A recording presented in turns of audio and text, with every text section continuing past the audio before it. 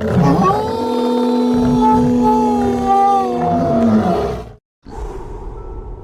20 सालों बाद रमेश अपनी दुल्हन नैना के साथ अपने गांव के अपने पुराने घर आता है। सभी लोग बहुत खुश थे। रूपा भी अपनी बहू का स्वागत करने में लगी थी। पर ये क्या, रूपा जैसे ही अपनी बहू की आरती उतारने जाती है, अचानक से तेज हवाएं चलने लगती है। घर की लाइट चली जाती है और आरती का थाल का दीपक बुझ जाता है। माँ, ये सब क्या हो रहा है? अचानक से ये मौसम कैसे बदल गया? अरे बेटा, ये गांव है। गांव में अक्सर ऐसा ही होता है। किसी भी वक्त मौसम बदल जाता है और कभी भी लाइट चली जाती है। दीपाली बेटा, किचन से मोमबत्तियां तो ले आ।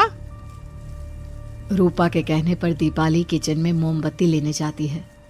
लाइट ना होने की वजह से घर में काफी अंधेरा था, इसलिए दीपाली अपने फोन का टॉर्च ऑन करती है और टॉर्च ऑन करते ही उसे महसूस होता है जैसे कोई उसके सामने से गुजरा हो। मुझे ऐसा क्यों महसूस हुआ कि मैंने अभी यहाँ किसी को देखा? क्या सच में यहाँ कोई था या ये सिर्फ मेरा वहम था? अरे दीपाली बेटा, मिले कि नहीं मोमबत्ती? हाँ माँ, बस अभी लाती हूँ। दीपाली सारी बातों को भूलकर मोमबत्ती जलाती है और जैसे ही मोमबत्ती लेकर वापस बाहर जाने के लिए पीछे मुड़ती है तो उसके सामने एक 10 साल की छोटी बच्ची खड़ी होती है। उस बच्ची की एक झलक देखते ही दीपाली डर जाती है और जोर जोर से चिल्लाने लगती है। तभी अचानक से लाइट आ जाती है। दीपाली की आवाज सुनकर शंकर और छोटा भाई पवन उसके पास पहुंचते हैं। क्या हुआ दीपावली बेटा? पापा, मैंने किसी को देखा। दीदी यहाँ पर कोई नहीं है। अंधेरे में वहम हुआ होगा आपको। अब चलो, दरवाजे पर भैया भाभी कब से खड़े हैं। दीपाली भी इसे अपना एक वहम समझकर सबके साथ बाहर चली जाती है, जहां वो लोग अपनी भाभी का स्वागत करते हैं। नैना अपने पैरों से कलश को गिराकर थाल में पैर रखती है और घर के अंदर जाती है। सब घर के अंदर चले जाते हैं। भाभी, मैं आपकी ननद नहीं, आपकी छोटी बहन और फ्रेंड की तरह हूँ। इसलिए कभी भी आपको ये लगे कि भैया आपको सता रहे हैं तो आप उनकी शिकायत मुझसे कर देना। भाभी भैया की शिकायत करे या ना करे, पर मुझसे और माँ से तेरी शिकायत जरूर करेगी। सभी आपस में बैठकर हंसी मजाक कर रहे थे। नैना भी घूंघट किए अपने बिस्तर पर बैठी थी। वो सब आपस में बात कर ही रहे होते हैं कि तभी उन्हें एक अजीब डरावनी आवाज सुनाई देती है और कमरे की खिड़की अपने आप ही खुल जाती है। मुझे इसीलिए गांव पसंद नहीं। गांव में ऐसी ही डरावनी आवाजें आती हैं। मैंने तो सुना है गांव में बहुत सारे भूत भी होते हैं और इस मौसम को पता नहीं क्या हो रहा है। मुझे तो बहुत डर लग रहा है। मैं तो अपने कमरे में जा रही हूँ सोने। बाय भाभी, हम कल बात करेंगे। अब सब अपने कमरे में सोने चले जाते हैं। नैना अपने कमरे में बिल्कुल अकेली थी।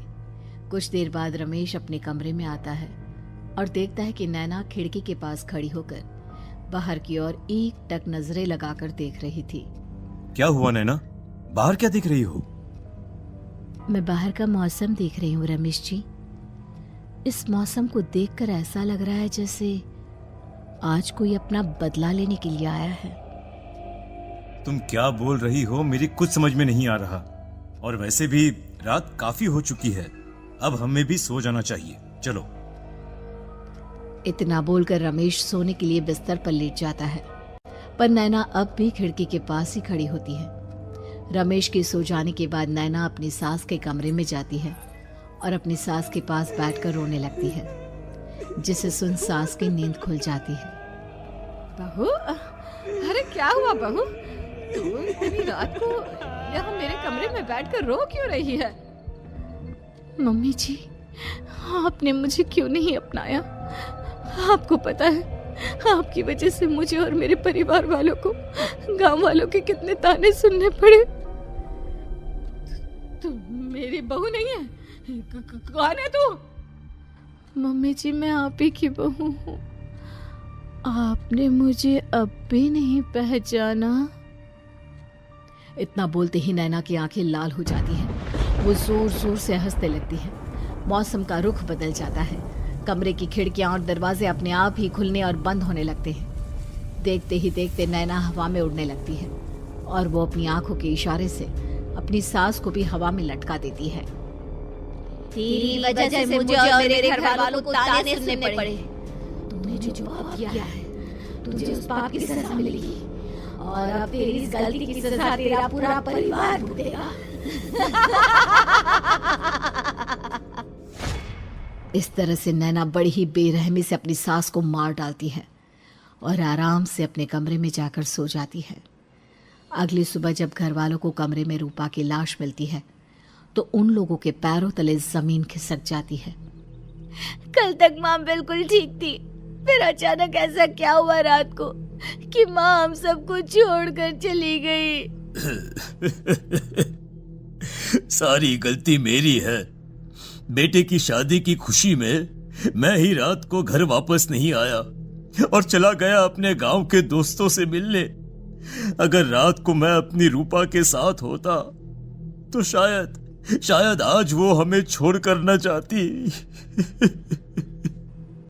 घर में शोक का माहौल पसर गया था, पर नैना को इस बात से कोई फर्क नहीं पड़ रहा था और ये बात कहीं ना कहीं पवन को भी समझ में आ रही थी। अब ऐसे ही कुछ दिन बीतते हैं और 1 महीने के अंदर ही अंदर शंकर की भी मौत हो जाती है। पहले माँ छोड़कर चली गई और अब पिताजी। क्या हो गया है हमारे घर को? पता नहीं किसकी नजर लग गई है। भैया ये घर सही नहीं है। हम जब से इस घर में आए हैं कुछ न कुछ बुरा ही हो रहा है। हमें यहाँ से वापस शहर चले जाना चाहिए। जहां रमेश, दीपाली और पवन का रो रो कर बुरा हाल था, वहीं नैना अपने कमरे में बैठी आराम से मेकअप कर रही थी। दीदी मुझे तुमसे कुछ बात करनी है। मुझे लगता है कि इन सब के पीछे भाभी का हाथ है। पवन तू ये सब क्या कह रहा है? तू होश में तो है ना? अगर भैया भाभी ने तेरी ये बकवास बात सुन ली तो उनके दिल पर क्या गुजरेगी? तू भाभी पर इतना बड़ा इल्जाम कैसे लगा सकता है? दीदी आप खुद ही देख लो ना, हम जब से इस घर में आए हैं सब कुछ बदल गया है। शादी से पहले नैना भाभी ऐसी बिल्कुल नहीं थी, पर अब वो किसी से बात नहीं करती, ज्यादातर अकेले अपने कमरे में ही रहती है और कभी उनसे बात करो भी तो न जाने कैसी अजीबोगरीब तरह की बातें करने लगती हैं। तू पागल हो गया है? आप समझती क्यों नहीं है दीदी? देखो ना, हमारे घर में मौत का सिलसिला शुरू हो गया है, पर भाभी को कोई फर्क नहीं पड़ रहा। वो अभी भी मेकअप कर रही हैं, आराम से खाना खा रही हैं। और दीदी आपको पता है, जिस रात माँ की मौत हुई थी ना, उस रात मैंने भाभी को माँ के कमरे में जाते हुए देखा था। पवन की बातें सुन अब दीपाली के मन में भी शक पैदा होने लगता है और वो इस बारे में रमेश से बात करती है। रात को सब साथ में बैठकर खाना खा रहे थे, तभी कौन हो तुम और तुम ये सब क्यों कर रही हो? क्यों सबकी जान ले रही हो? रमेश जी, ये आप क्या कह रहे हैं? मैं भला मम्मी जी पापा जी की जान क्यों लूंगी? मैंने कब कहा कि तुमने माँ पापा की जान ली? नैना, तुम तो मेरी पत्नी हो, तुम थोड़ी किसी को मारोगी। नैना, तुम नैना ही हो ना? रमेश की ये बात सुनते ही नैना खाना छोड़कर गुस्से में सबको देखने लगती है। नैना की गुस्से भरी आंख को देखकर तीनों भाई बहन डर जाते हैं। तभी नैना जोर जोर से हंसने लगती है। मैं ही तो हूँ आपकी पत्नी गौरी। गौरी का नाम सुनते ही रमेश के होश उड़ जाते हैं। आखिर कौन है ये गौरी? क्या है इस घर और घर वालों का राज?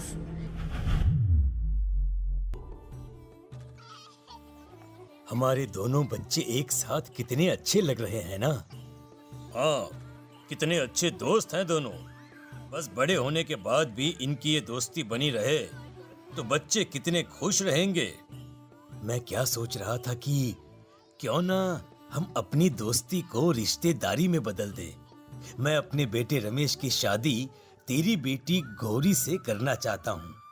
इस तरह हमारे बच्चे भी हमेशा साथ रहेंगे और हमारी दोस्ती भी रिश्तेदारी में बदल जाएगी। शंकर की इस बात से उसके दोस्त को बहुत अच्छा लगता है और वो अपनी बेटी की शादी रमेश से करवाने के लिए तैयार हो जाता है। बहुत जल्द दोनों परिवार मिलकर बचपन में ही रमेश और गौरी की शादी करा देते हैं। अरे शंकर, अपने बच्चों की शादी करवा कर हमने अपनी दोस्ती को रिश्तेदारी में बदल तो लिया, पर मैं चाहता हूं कि अपनी गौरी का गौना 2 साल बाद करूं, ताकि वो थोड़ी समझदार हो जाए। अरे हाँ हाँ दोस्त, बिल्कुल, हमें कोई दिक्कत नहीं है। इसी तरह समय बीतने लगता है। समय के साथ शंकर का कारोबार तरक्की पकड़ लेता है और 2 साल बाद शंकर अपने पूरे परिवार के साथ शहर में शिफ्ट होने की तैयारी कर लेता है।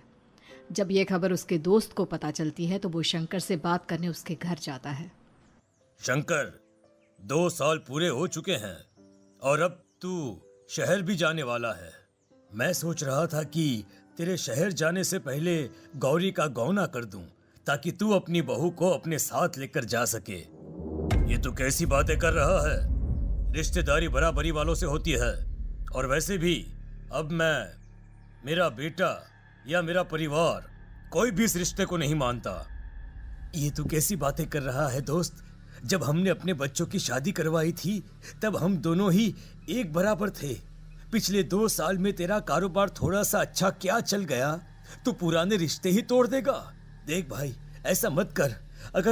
अगर तूने मेरी बेटी को अपनी बहू के रूप में नहीं अपनाया तो कोई भी मेरी बच्ची से शादी नहीं करेगा। अरे उसकी जिंदगी बर्बाद हो जाएगी। यार देख, वैसे भी बाल विवाह तो कानून मान्यता नहीं देता, फिर मैं कैसे दे दूं? तू अपनी बेटी के बड़े होने पर उसकी शादी किसी दूसरे लड़के से करवा देना।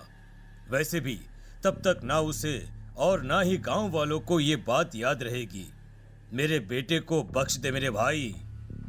इस तरह से शंकर अपने दोस्त के परिवार और गौरी को गांव वालों के ताने सुनने और जिल्लत से भरी जिंदगी जीने के लिए छोड़ अपने परिवार वालों के साथ शहर चला जाता है। अरे इनकी गोरी में ही कोई दोष होगा, तभी तो लड़के वालों ने इनकी बेटी को अपनी बहू के रूप में नहीं अपनाया और उसको यहाँ छोड़कर शहर चले गए। अब कौन थामेगा ऐसी लड़की का हाथ? अरे पता नहीं कैसा आदमी है जो गांव वालों के इतने ताने सुनकर भी सर उठाकर गांव में चल रहा है। अरे अगर मेरी बेटी के साथ ऐसा हुआ होता ना तो मैं तो शर्म के मारे मर ही जाता। हाँ, दिन रात लोगों की नजरों में अपने लिए ग्रहण देख और सबके ताने सुन सुन अब गौरी के पिता हिम्मत हारने लगते हैं और एक रात गौरी के माता पिता खुदकुशी कर लेते हैं। ये सदमा गौरी भी सहन नहीं कर पाती और उसकी भी मृत्यु हो जाती है। तुम्हारे परिवार की वजह से हम लोगों ने अपनी इज्जत और जान गंवाई। इसका बदला तो तुम्हें चुकाना पड़ेगा, वो भी अपनी जान देकर। हंसते हुए अब नैना हवा में उड़ने लगती है। नैना अब पूरी तरह से बदल चुकी थी। गौरी की आत्मा उसके शरीर पर हावी हो चुकी थी। उसकी आंखें सफेद, पैर उल्टे, चेहरा काला और बाल बिखर गए थे। अब गौरी अपनी शैतानी शक्तियों से घर के हर कोने को अपने काबू में कर लेती है और सीधी दीवार पर जाकर चिपक जाती है। मुझे अपना बदला चाहिए। बदला लूंगी मैं तुम सबको खत्म कर दूंगी। गौरी इतनी तेज चिल्ला रही होती है कि उसकी आवाज से घर के सारे कांच टूट जाते हैं। सामान इधर उधर गिरने लगता है और ये सब देखकर तीनों भाई बहन के होश उड़ जाते हैं। बचाओ, भागो भागो। उन तीनों को अपनी जान बचाने के लिए यहाँ से वहां भागता देख गौरी जोर जोर से हंसने लगती है। तभी दीपाली घर से बाहर निकलने लगती है, जिसे देख गौरी गुस्से में अपनी शक्तियों से तुरंत घर का दरवाजा बंद कर दीपाली को हवा में उड़ा देती है। बाहर भागेगी, मुझसे बचकर भागना चाहती है? कोई नहीं बचेगा, आज तुम सब मरने वाले हो। अचानक घर में भूतिया आवाजें गूंजने लगती है, तेज हवाएं चलने लगती हैं। सोफा, टेबल, कुर्सी सब हवा में उड़ने लगता है। ये सब देखकर रमेश, दीपाली और पवन की रूह कांप जाती है। घर में ये सब होते हुए और अपनी बहन को हवा में उड़ते हुए देख रमेश और पवन को भी समझ में नहीं आ रहा था कि वो क्या करे, कैसे अपनी जान बचाए। इतने में गौरी अपनी आंखें दीपाली की तरफ करती है और अपनी शैतानी शक्तियों से उसका गला दबाने लगती है। भागने का बहुत शौक है ना, अब मैं तुझे इस दुनिया से ही भगा दूंगी। इतना बोलकर गौरी दीपाली को उठाकर फेंक देती है और दीपाली दीवार से टकराकर नीचे गिर जाती है। दीपाली के पूरे शरीर में चोट के निशान होते हैं और वो उठ भी नहीं पाती। दोनों भाई भागते हुए अपनी बहन के पास जाते हैं। ये तो बस शुरुआत है, मैं तुम तीनों को तड़पा कर मारूंगी। अरे अरे, पर हमने क्या किया है? हम तीनों भाई बहन तो निर्दोष हैं। गलती तो हमारे माता पिता ने की थी और उन्हें तुम पहले ही मार चुकी हो, फिर हमारे पीछे क्यों पड़ी हो? पवन के इतना बोलते ही गौरी एक हवा के झोंके की तरह उसके पास आती है और उसका गला पकड़कर उसे हवा में उठा देती है और रमेश को गुस्से भरी नजरों से देखती है। गलती मेरे परिवार की नहीं थी, पर सबको बोलना पड़ा। मैं किसी को नहीं छोड़ूंगी। गौरी पवन को हवा में उछाल देती है, जिस पर कमरे की छत से टकराकर जमीन पर आकर वो गिरता है। उसके सर और शरीर पर जगह जगह चोट लग जाती है और खून बहने लगता है, जिसे देख अब रमेश से चुप नहीं रहा जाता।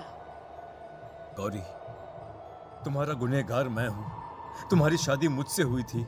अगर तुम्हें बदला चाहिए तो मुझसे लो। मेरे भाई बहन को छोड़ दो। तुम मुझे मार दो। मरना तो सबको पड़ेगा। अरे पर इसमें उन दोनों की कोई गलती नहीं है। प्लीज, मैं मानता हूं कि तुम और तुम्हारे परिवार के साथ जो कुछ भी हुआ वो गलत था, पर गौरी, मैं प्लीज मेरे भाई बहन को छोड़ दो। उन्हें तो इस बात के बारे में कुछ भी पता नहीं है। उनका इस सबसे कोई लेना देना नहीं है। तुम और तुम्हारा परिवार यही चाहता था ना कि मैं तुम्हें अपना लूं। उस समय मैं बच्चा था। मेरे पास इतनी समझ नहीं थी, पर आज मैं तुम्हें तुम्हारे इसी रूप में अपनाता हूं। मेरे साथ जो करना है कर लो, बस मेरे भाई बहन की जान बख्श दो उनकी जान। रमेश की ये बात सुनकर गौरी का गुस्सा थोड़ा शांत होता है।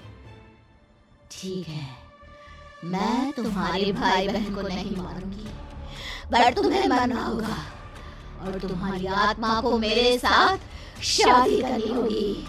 मुझे मंजूर है। अब रमेश गौरी के साथ छत पर जाता है और छत से नीचे को जाता है।